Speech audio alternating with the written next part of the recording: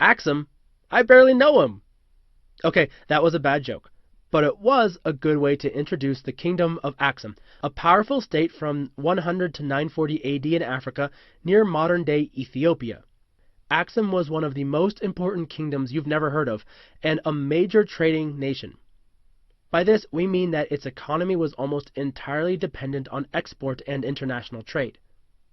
Axum was a major facilitator of trade in the ancient world, responsible for moving goods between the eastern and western worlds that came from civilizations as distant as Rome and India.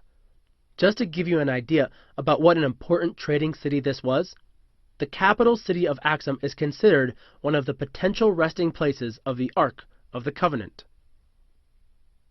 Ethiopia is one of the oldest inhabited areas on Earth, so naturally Axum arose from a series of influential ethnic and cultural groups.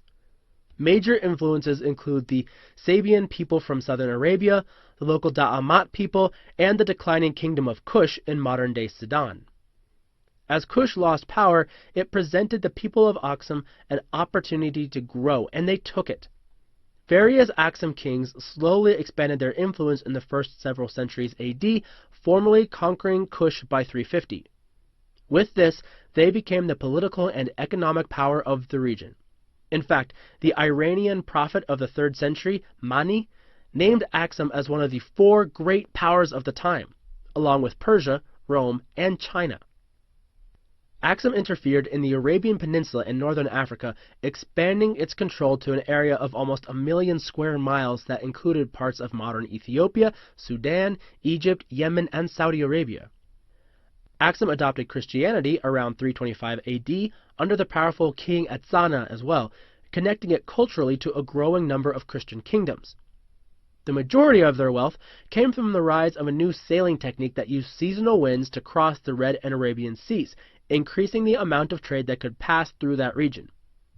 Axum was right at the intersection of trade routes between the Mediterranean and these seas, and was able to dominate the market on international trade. In the 7th century, the new religion Islam began spreading extremely quickly across the Middle East and Africa. The new Islamic powers grew in power